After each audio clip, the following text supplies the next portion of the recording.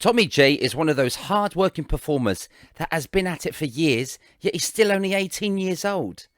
At the end of 2020, when Tommy was still 17, he and I chatted about his unintentional stopgap, which we all had, by the way, and how he filled it with online constant content, entertaining his followers to help people keep smiling.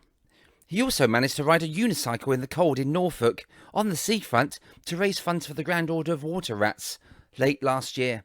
He keeps on going, and he and his father Rollo and his sister Lucy seem to be in loads of online brilliant pantomimes, as well as more recently going on the road touring pantomimes in car parks on a large-scale successful tour of the UK. Tommy, ventriloquist, juggler, clown, comedy, slapstick and stand-up, as well as a fantastic pantomime performer, is a bright star of the future. And when the business stops, Tommy J keeps going. So let's find out more when I chat with the wonderful Tommy J.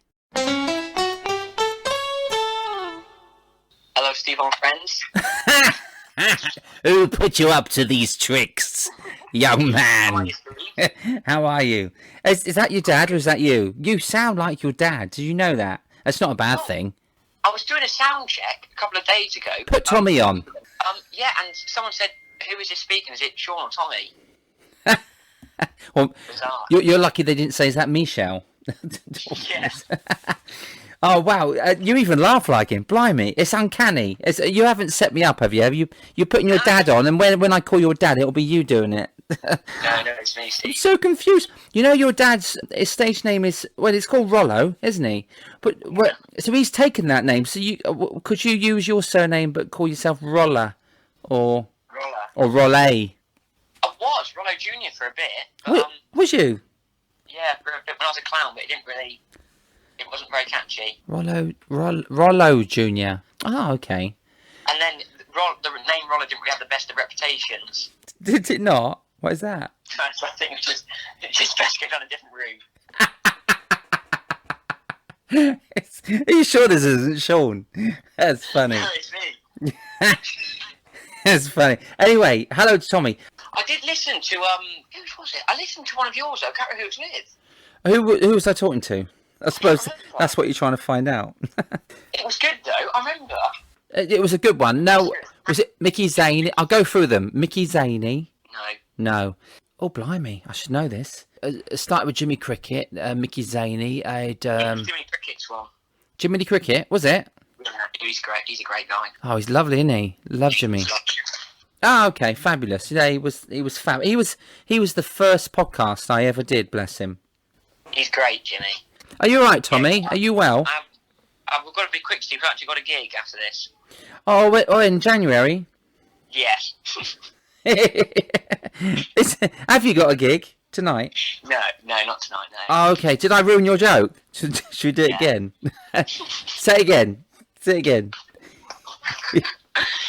Oh, Steve, we haven't got to hurry up because I've got a gig later. Oh, sorry, mate. When is it? It's in December. That doesn't work because it is December. It's not. Oh, it is. Next December, is it? Right, no, I've got it. Go again. Let's do it again. Right. Yeah. So, okay, are you ready then? How long have you got? Yeah, we've got to be quick, Steve, because I've got a gig later. Oh, really? When is it? March. See, that is funny. That works. Oh, blimey. It is like I'm talking to your dad, because this is how we banter. I call your dad... The thing is, I'm funny, Steve. Yeah, I know. His will be shorter. I call your dad Banter Claus, because, we just have a bit of banter and it's Christmas. He's fat and he's got a big grey beard. Has he? Has he got a beard now? No, he'd fall over if he had a beard. He's so slight, isn't he? He's not... He's great. I met Tommy Rollason through his parents, Sean and Michelle, back in 1998, I think. I did a showcase with your dad. Welcome to the show, Tommy Rollason. Thank you very much for having me. Yeah, because I started to ask you questions before I introduced you. So I'm just too keen to get into this. So I did. I worked with your dad, I believe it was 1997, in Anglia Artists Showcase in Ipswich. And it was, and that's the first time I met Regimental. Yes. And he was regimental in the red tights, the white jacket, the hair. Yeah. He very much reminds me your dad. Actually, I might leave this for his podcast. But do you know Martin? There's a guy called Martin who works with Steve Martin, and he's called Martin something in America. He reminds me of your dad, and a very similar humour, really great, wacky. Do you know what I mean? Yeah, I do. Martin Short. Ironically. so Martin Short. And your dad, he just looks like him, but he's got this lovely similar humour to Martin Short as well. Have you seen the Martin Short and Steve Martin special? No, I haven't. It's one of the greatest things I've seen. Oh, conversational. So, Tommy Rollason, welcome to the show. I was just saying that I worked with your dad in a showcase, and we got on in that dressing room. We got on so well, and then I saw him in Panto. So I done my first Panto with your dad, and we just had such a great banter. We were dressing room buddies, and then he got me a job, and I went out to Benidorm. So I've known you since you were born, really. I kind of been popping into the house, and I see you as a kid, and your sister Lucy, and it's just lovely to see you grow up into this wonderful entertainer. So welcome, Tommy. Thank you for having me, Steve. I sort of grown up with all pros round me. Like, I remember the first sort of memory I had was I was at the Princess Theatre in Unstanton, and my dad was doing a summer show there. And I remember falling asleep up on the circle. Was that during his act, or? Yeah, it was. I woke up to Duncan Neville doing his Old MacDonald routine, and I was amazing. And Dad done a fair few pantos there, and I remember Steve Barclay used to sing songs to me on his banjo uke, and at the time that was normal. Normal people, but yeah. Now that I'm sort of getting into comedy and into the business, looking back at seeing Duncan Neville, the Simmons brothers, they're I didn't think I appreciated it as much when I was a younger boy. No, I don't think you do. You don't realise. You think, oh my God, that was them back then. I knew them. I met them. And sadly, we've lost some of those greats. I've got a video somewhere. I'm filming my daughter Lola. She's in a pram, so she's 6 months old or something. And I'm filming, or Nina's filming me talking to her.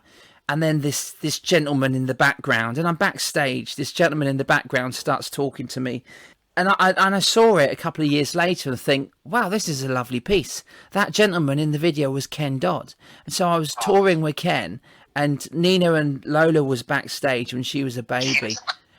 But she had no idea who he is. She still doesn't, actually, bless her.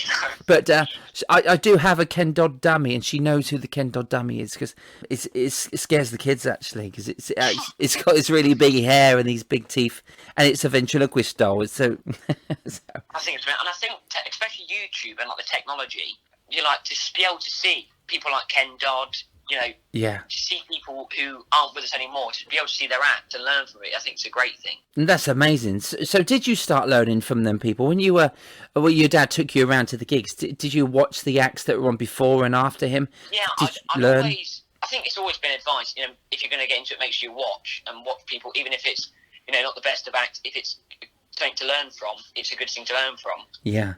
But my dad's main advice was, don't go into the business. Oh, was that it? Full stop? Yeah, just don't. He's such a support, isn't he? But yeah, when I got into it, I first of all wanted to be a clown in the circus. Yeah.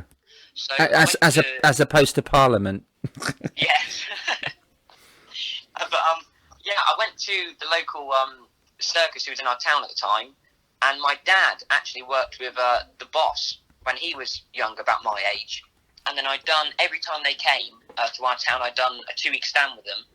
Wow. And then sort of learned to juggle while I was on the circus shows. And Dad always said to me, if you want to be a clown, make sure you can have a skill, whether that's juggling, tightrope walking or something, just in case they've got clowns that year, you need to be able to, do something else. Oh, that's amazing. How old were you then when you started to do those circus shows? I was probably about 11, 10-ish then. But I always went to Dad's gigs and helped him set up and stuff as a clown. Yeah. But then the circus I thought, I really want to do this. And Dad thought that would put me off, building up the tent, all the mud and stuff. But I absolutely loved it, and I learned so much. Really enjoyed the grafting, because I done a Yeah. tour in Panto once, so you put your sets up and stuff. But circus is real graft, isn't it? Putting the tents up.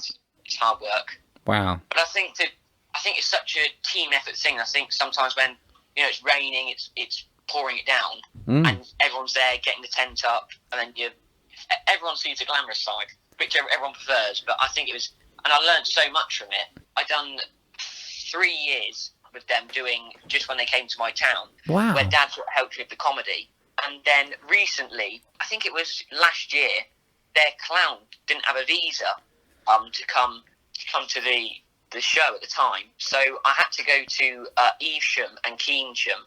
Yeah. And I'd done 2 weeks, and I was actually in the show, sort of thing. Oh, amazing. What circus was that? At Circus Mondeo. I had a Mondeo, and in the early 90s. It got me It to was make named after a car. holiday parks. Was it really? Yeah. Yeah. Was it the same family or? Yes, no, it's not the same family. But yeah, she's called Karen McManus, and her family have been in circus and stuff all life. And Dad worked with her when he was 16. Wow. Okay, so a full circle. That's amazing. Yeah. It's amazing that they named the circus after a car. So did they use a marquee to get into the car? You can have that. You take that back to Dad. He'll have that off you. Don't you give that to your dad. That's yours. I won't. Right. That's amazing, mate, that story, because your dad worked with her and then you end up working with her. That's a lovely little story. I didn't know that you joined the circus that early. So then the juggling sort of took over. Yeah. And then I done Panto for Tony Pierce. Of course, yeah. Cinderella at Unstanton with Mervyn Francis and Andy Eastwood. Love those guys. They're amazing. Brilliant guys, talented. And then I said to Tony, I'd like to work for you again. And he gave me summer season with the Grumbleweeds. Oh, brilliant. Which I was, outstanding by. And as soon as I went there, I was like, whenever someone would say the Grumbleweeds, I'd be like singing like, "We are the Grumbleweeds." I really love that theme tune of theirs, I've been great. watching a lot of it recently. Stuff they've done Yeah. was like amazing. It's so zany. And so that they are really zany, aren't they? Because and I'll get to the Grumbleweeds shortly. Robin helped you write some stuff and put some stuff together for you and Lucy, didn't he? Did he help you write? Yeah, he was, because at that time at the summer season, I would just go in and it was sort of the cast done the first half, and then Robin and James done the second half. Robin always said to me, "You should do some comedy." He said, "I think it'd be really good for you." And I was always a bit like, "Oh, I don't know, I should just stick to what I know," sort of thing. Robin said, "Look, give me a couple of days." And he came back and he gave me all these ideas, wrote it out, and he was just so down to earth. Robin, he was always there, he was giving me ideas, and he was just so passionate about getting younger people into comedy, sort of thing. Yeah. He's amazing, Robin, and he's such a funny man. I mean, he's just brilliant, man. I've watched some of the Grumbleweed shows recently, and it's timeless comedy, sketch comedy, really great sketches that they did together. Yeah. And he would just come on, wouldn't he? He'd come on and do his thing, and then he'd go off again. So he'd do loads of different sketches, and very talented, Robin, really, really good. And James, it's so nice that Robin is still going, because James and him have got this brand new way of working, and it's nice that the Grumbleweeds name is still out there, but they are a brand new act, which is so nice to see, and so inspiring. But you I'm going back a little bit, because this is only about 3 years ago when you worked with the Grumbleweeds, wasn't it? Yeah, it was, yeah. A few years before that, Tommy. How old are you now, Tommy? I'm 17. Wow. So I think this is probably 5, maybe 6 years ago. You came into the Water Rats Lodge on the night that I was proposed as a water rat. One of the most important nights of my life. I loved it. But when I came out of the lodge, the room was full, and they put a show on, and they don't always get to put shows on. But this night, there was a show on, and you were one of the acts, and I was blown away, mate, because you'd done your little vent act. So you did start doing ventriloquism, didn't you, at some point as well? I remember. Yeah, it started off with the clowning, and then it sort of went when I wasn't, because they obviously toured all year round. So when the circus wasn't near, I'd do a bit of venting and all different sort of things. And I was sort of like just trying out everything at the time. Yeah. But the venting I took serious for. I really loved it, and then I thought when I learnt to juggle, I think it took over. But yeah, I loved that time where we surprised you with old Chuck the Duck. It was lovely with Chuck the Duck. I love it. And that little gag, you put it in, didn't you? Chuck the Duck. Yeah, I love that. So just say Chuck the Duck and you chuck it. You did chuck it, didn't you? Did you make it go? Wah! Did you do the little noise when you threw it? Lovely. I remember I was doing the at that ventriloquism convention. Yes. And I remember I chucked it into the wing, and obviously I couldn't. And Max Fulham said, "Oh, I'll pick a dummy up, and then I'll pass it to you." And I was like, "Oh, thank you." And now we're both like, still doing the same thing. It's bizarre. That's amazing, isn't it? I was talking to Max earlier today, and I brought this up, the ventriloquist day that I put on, and you were one of the 5 young ventriloquist lads. No females, no girls turned up. It was just 5 boys with their dummies, but all 5 of you were completely different, completely innovative, and you brought the characters to life. Your techniques were great as well, and I was so chuffed that actually, one of you turned up, but 5 of you turned up, and we had a proper competition. And so we had a couple of judges, didn't we? We had Jimmy Tamley, Rose Dalton, Dennis Spicer's sister, and Peter Pullen, who made all of the puppets that I'm about to say, Awful the Duck, Dickie Mint, Emu, most of my characters recently. It was such a great day, but it was so nice to see you on that. And then at the Water Rats venue, you've got to have some nerves, really, because not only are in the Water Rats, they're all professional, singers, actors, comedians, entertainers, but you had 3 ventriloquists sat there watching you. John Bouchier was there, Roger de Courcy was there, but you had the guts to do that. And so I want to thank you now for so much for being there and performing for me on that important night. That's all right, Steve. So how did you feel about it? Well, after that, I stopped ventriloquism. So that's what you thought. Oh, I'm not doing that no more. No, it was great that night, and to see so many people give you advice, and no matter what, all people that have given me advice, you should always take it. Sure.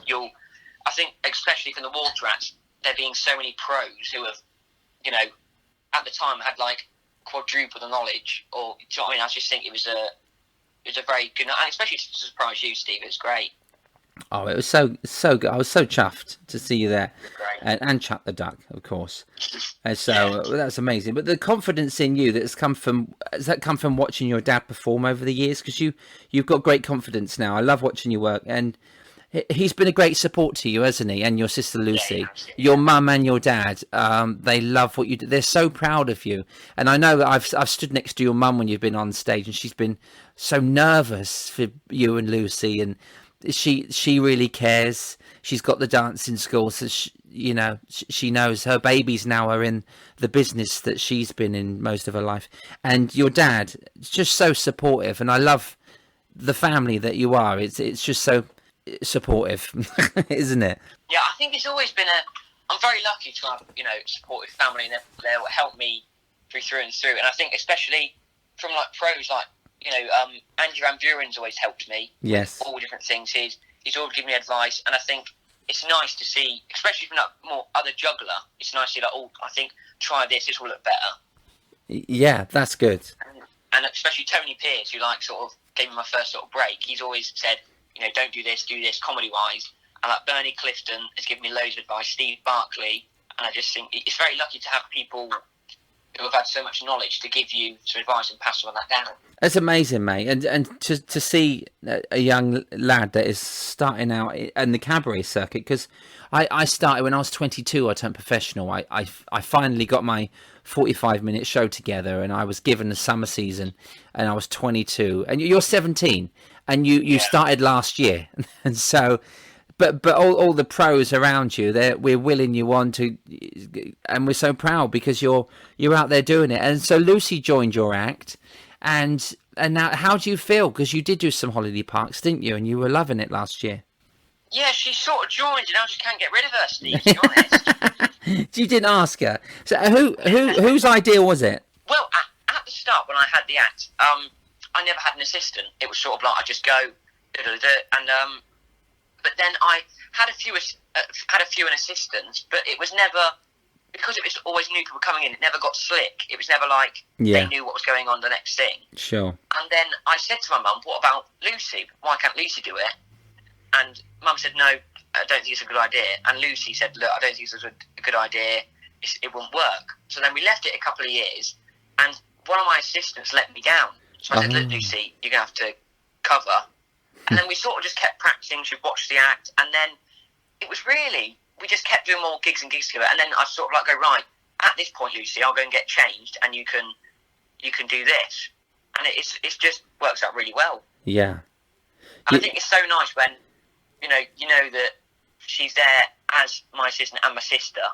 Do you know what I mean? She's always got your back, sort of thing.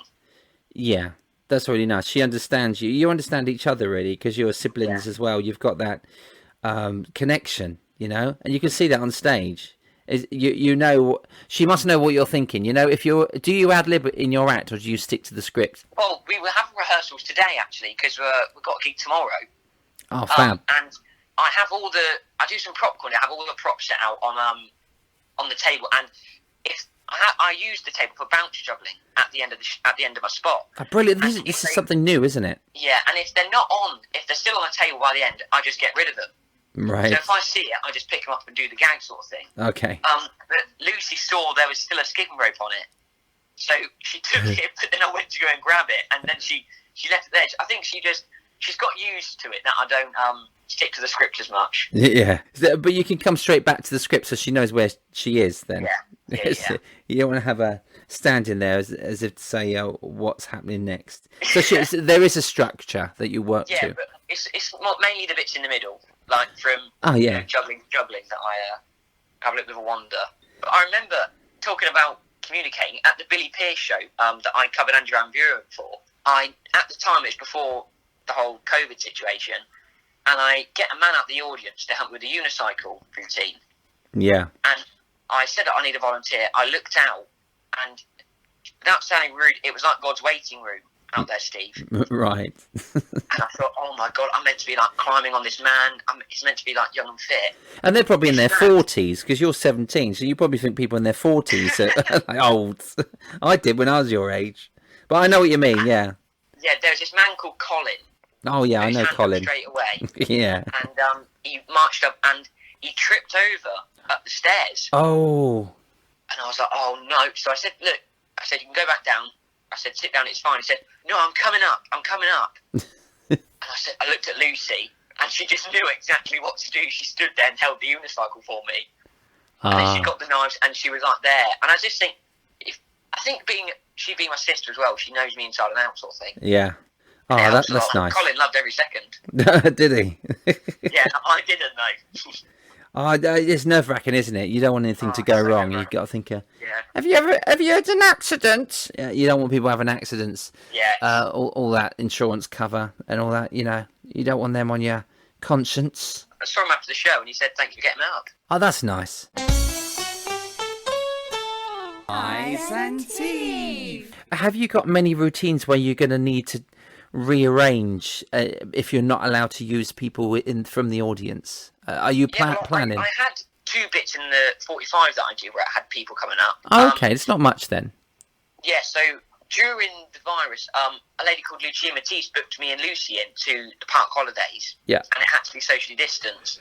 So I just wrote new juggling routine sort of thing. So it's still nice to get people up, and I think when that's back, it would be great to get people back in the show, because it sort of like breaks the barrier. Yeah, at least you've got another 10 minutes you could stick in when everything's back to normal. Lucy being there, it's just, it's not as worrying, because you know that she's always there to pick you up. Definitely. It's really nice to have company, isn't it, on the road? Yeah.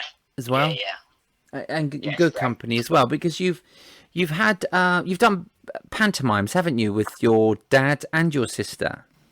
Yeah, one of my first ever pantomimes at Cinderella, that was on my own at Hunstanton. Okay. And then the year after, I worked for a company called Trio Productions. Yeah. And I was the juggler, the special act, and I had a little part where I kept coming out with juggling balls, and they were like, not now. And then in the end, they were like, how are we going to distract Abanaza to get the lamp? And then I came out, and they said, not now. Then I'd done the whole juggling act sort of thing. Oh, okay. That was with Lucy. And then the year after that, I worked for Tony Piers again with Dad. I was one of the policemen, and Dad was wishy-washy. Brilliant. And it was great to work with him. We were meant to be the policemen together. Yeah. But in the end, Dad ended up being wishy-washy, and I was the policeman with a lady called Vicky Lane. Yeah, I think I know Vicky. Yeah. Yeah, it was great. It was a great season. Oh, brilliant. And I learned a lot again in that season. Yeah, my first panto was Aladdin. I loved doing Aladdin. I really loved that panto story. But your dad was wishy-washy and I was a policeman, funny enough. Yeah. Yeah. So, hey, nothing changes. He's still doing...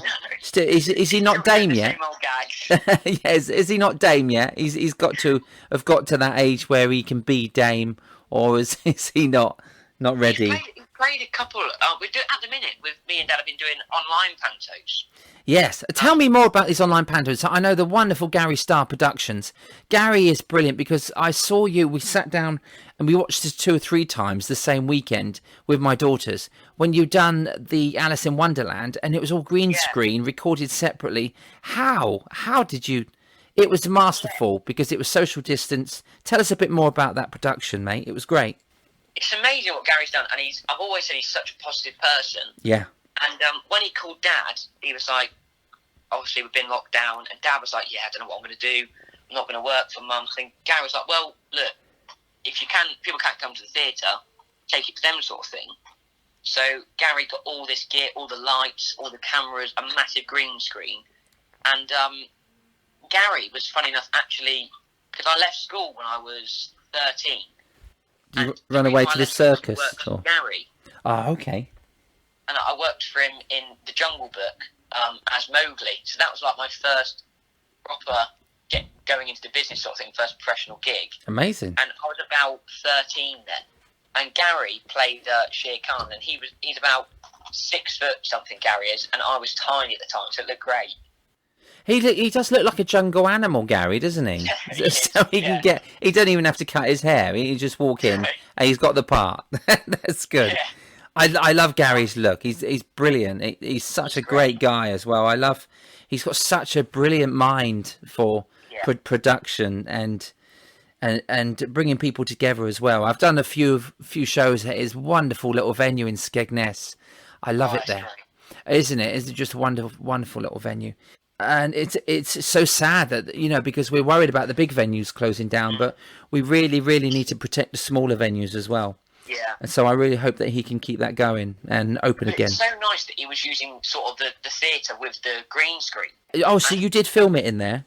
Yeah, we filmed it in, and he's got like new tiered seating now. Wow, so at it Neverland. Really feels like It's called Neverland, yeah. Theatre. It's really nice. It is. But, Gary sort of started off doing the Alice in Wonderland. Okay. So Dad played the Hatter, and Mad ass. Gary said, Tommy, you can play the 2 Tweedles. I said, but how's that going to work? Like, is it me and a puppet? Or he said, oh no, it's going to be you and you. Brilliant. I said, I don't understand how it's going to work. He said, well, you'll film all of your dialogue, all of your talking parts, then I'll talk the other part and you can react to it. And then we'll do the, vice versa sort of thing. Is that how they did it? It was just amazing. It is amazing. Do you know, your facial expressions, and you really do play the 2 parts differently. I love what you did with that. It's such a great comedy part. I did play it once. I'd done the tour, actually, Hun Stanton. We did go up to the Princess. I don't know if you saw the Alice in Wonderland I'd done with Paul, I was in it. Paul and Debbie. Yeah, I was in that show. I was a little dancer. Oh, of course you were. You were. Yeah. A little car. Yeah, did you come and watch? You were in it. You were standing behind me. So I was Tweedledum and Arthur Lager was Tweedledee. But and it's it's not easy playing the 2 parts. But I'm being a ventriloquist. I loved it. I lapped it up, that part. I loved it for Jamie Wilson. We had a brilliant tour. Obviously with Paul and Debbie. There was a great cast in it. But I mean that what he pulled off with that online production, it was about 40 minutes long, was it? About 40-50 minutes? Yeah. It was and we watched it 3 times that weekend. We loved it, and my daughters sat and they loved it when you came on. They were just really enjoying your bits with your dad, and the singers were fantastic as well. The other parts, just such a brilliant production. We should watch it again. It's great. I'll have to share it once this podcast goes out. I'll make sure I put a link up so people can see that, because it was brilliant work. And well done on you for doing both parts as well. And Gary's all right, because he's only had to pay one of you. Yeah. He's great, Gary. He's done loads since. He's from Jack and the Beanstalk. Goldilocks and Three Bears, Treasure Island. Oh, there's loads. I can't remember all of them, but yeah, he's doing loads, and it's if you go onto Gary Star Pantomimes, it'll all be shared on there. Oh, brilliant! They're all up there, are they? Yeah, they're. I think it's the actual name is pantoonline.com or onlinepanto.com. Okay, brilliant, fantastic.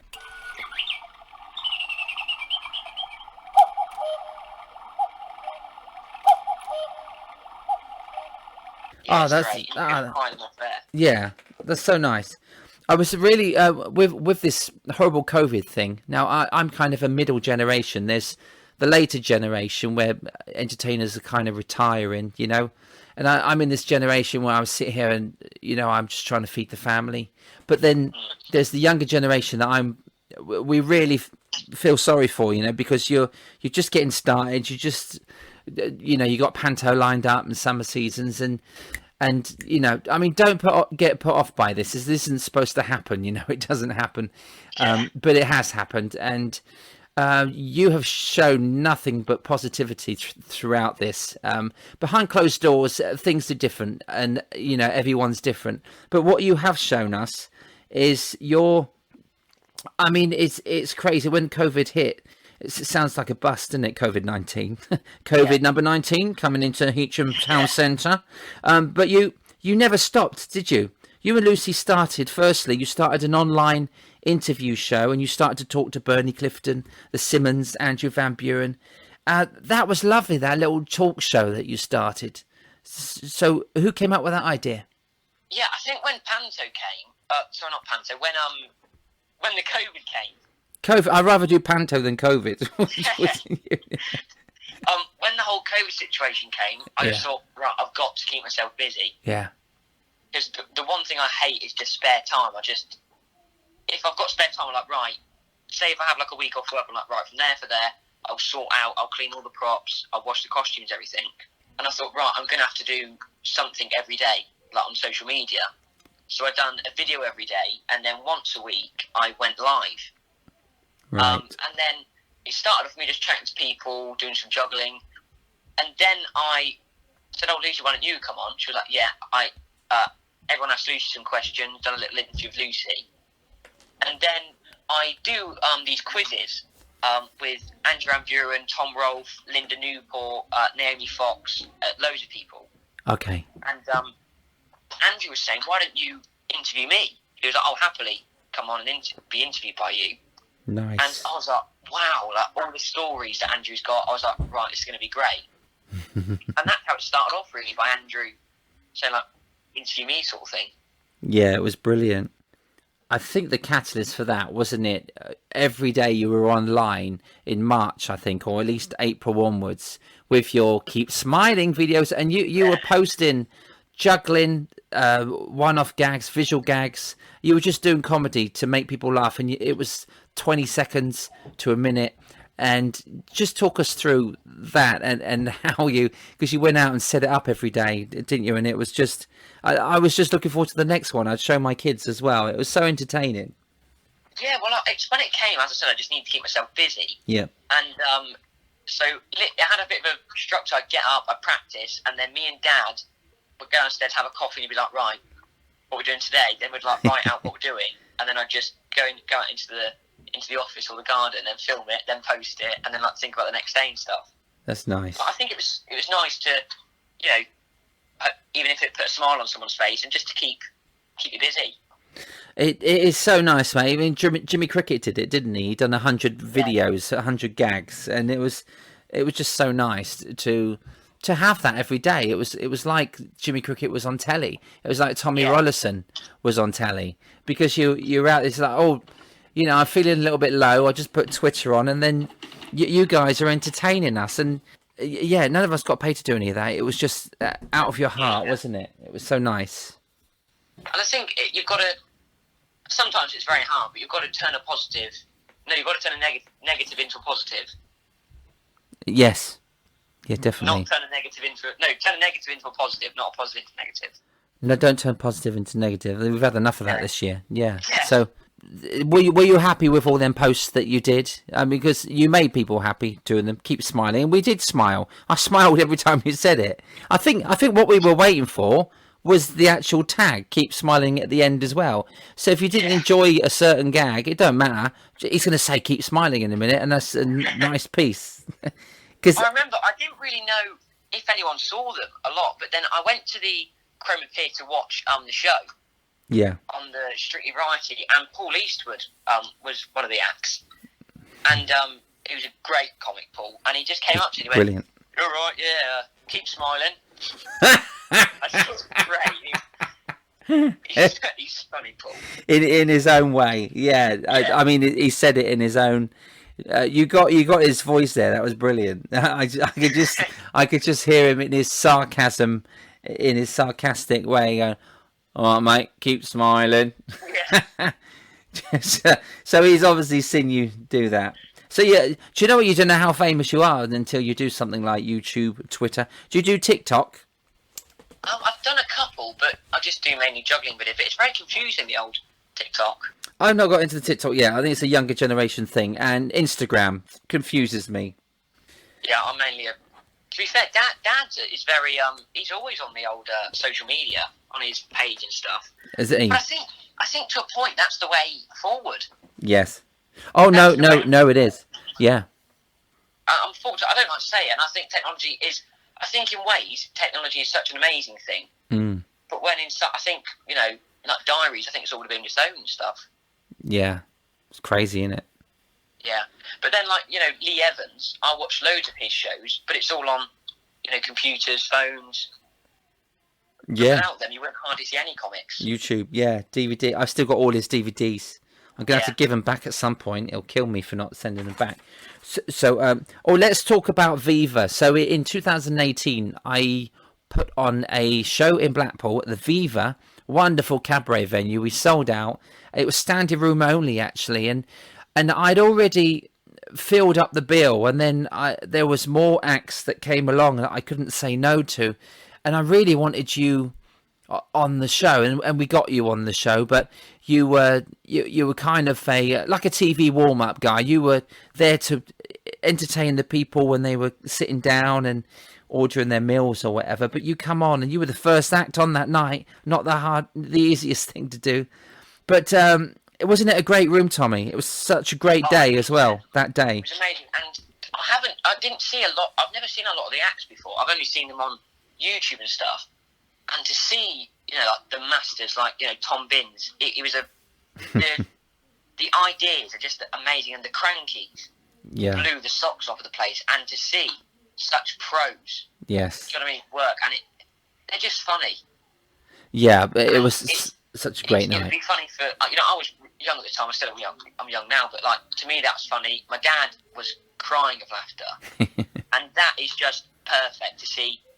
The older generation laughing and the younger people laughing. Yeah. There was something for everyone. You had the Grumbleweeds, the Crankies, Tom Binns. One of the special pieces, obviously Kitty was there doing a couple of lovely dances and singing Chicago, and she did a Greatest Showman. She really brought some magic to that show for her dad. And a lovely piece when Bobby Crush came up and he talked about how Orville's song came about, and then he played it as he played it to Keith on the piano. Everything come together on that show. A lot of people there that I loved that just pulled it out the bag for us. We had the circus there, so Mookie, that was fantastic. There were so many Simmons, Ben and Keith. Right. And singers and dancers. It was just the ultimate variety show. It could have been a royal variety, I'd love to produce that. But that was... say a lot that variety's gone, but it's not, because say a night like that was sold out. It was sold out. It sold out quite quick, and I just think the word variety, or the old school variety, people aren't too keen on. But I think if you name it something else, people love it. They think it's something new. Yeah. Name it after a car. Yeah. Maybe the Vauxhall gig. Yeah. Yeah. The Vauxhall day. The BMW nights. Skoda of laughter. Help me out. So there's this lovely poignant moment, right? Yeah, you were fantastic. You and Lucy and your dad came up to do a show that I hosted called The Greatest Show People for the Water Rats. Now, Yes. yeah, and we raised 1,500 coins on that. That was amazing. But one of the really nice moments in there was when you were on stage, and Lucy was on stage with you, and I was standing stage right, and on stage left, I could see your dad standing in the wings watching you and your sister working. And I did take a picture because I thought it was quite poignant. There's this lovely moment of like, because you've grown up with your dad being in the business and now you're in the business. I really loved the moment of seeing your dad standing there watching you perform. How does that feel? You know, that your dad, he's so proud of you, but what's it like? Yeah, I think it's always been Dad and Mum are always very much like, right, that was good, but this could be better, sort of thing. Yeah. Which I think is the best way to be, personally for me, because especially when I was younger, you know, people are like, oh, you're really good, and sometimes it can go to your head, sort of thing. Sure. Especially when you're young, you don't really know what you're doing, sort of thing. Yes. Where Mum and Dad were always the first one, people to not knock me down, but like, you know, keep me on the ground. Just critique you, yeah. I mean, it's very important to listen to the critiques, yeah, from any angles. And I'm still listening to it now. You never stop learning. No, definitely. But I think Dad, especially like on that show, when you can see him smiling, I think it just means the world to you, sort of thing. When you see someone who you love so much and means a lot to you and has taught you loads, and sounds just like you. Yeah, yeah. Yeah, great to see, especially Andrew, when he was on that show, he told me to, instead of using cones, I went in and out of cones, he said instead of using cones, use clubs, and then afterwards juggle them, and then that can be the finale trick. And then I'd done it, I sent him videos, and then we've worked together since, me and Andrew, and I love working with Andrew because he always gives you great, and he wants you to get on, and he's always helped me, Andrew, and yeah, he always helps me a lot. Oh, he's a wonderful man, and it was so nice to have you and Andrew doing the crossover with the unicycles in the Greatest Show People opening. What a wonderful thing, and that just came about in rehearsal. Do you remember? We said, should we just do this? And it like opened up this whole new circus opening. I mean, I had a vision of what I wanted, but I kind of just let you all come up with your own ideas, and it was so nice to have that powerful opening. And I don't think it was recorded. We really should have filmed the show. Yeah. Maybe we should take it on tour. It was a great show. Yeah. And the great Kev Orkian was my top of the bill. He was fantastic, wasn't he? Funny man. Wow. Tommy Rollason, I really, really hope that you're back out there again now with your sister and your dad's on stage and I get to do a gig. But you're out this weekend. Yes, we are. With me and Lucy are at Strictly Christmas at Cromer. Brilliant. Variety. Back on the pier. So are you doing 2 nights or 1 night? Yeah, we're doing tomorrow night and the next night. Wonderful. Give Nigel and the team my best. I will do, Steve. And have a wonderful couple of gigs, mate. Enjoy being back. Will do. Isn't that a wonderful thing? For the last time, thank you so much, Tommy Rollason. Thank you, Steve. Cheers, buddy. Take care, mate. Have some good gigs. Thank you. Bye. Who was that? Was that Tommy or was that Sean? Ice and Steve. Thanks, Tommy. And if you'd like to follow him without receiving a restraining order, then you can find him on Twitter at Tommy Ents. That's Tommy, E-N-T-S. And Facebook, Tommy J the Entertainer. And Instagram, Tommy J Entertainer. Go on, say hello. Today's comedy quote comes from one of the most famous clowns in the world. Kill you all. The clown was laughing and screaming. Try to stop me and I'll kill you all. Drive you crazy and then kill you all. You can't stop me. Stephen King. No, sorry, wrong one. I was reading the wrong one. Emmett Kelly. By laughing at me, the audience really laughs at themselves. And realising they have done this gives them sort of a spiritual second wind for going back into the battles of life. That's lovely, isn't it? Let's do another one. From Emmett Kelly. A clown's makeup and character, that's all he has to sell. He loves and believes in that character. Thank you, Emmett. Eyes and Teeth is written, produced and hosted by Steve Hewlett.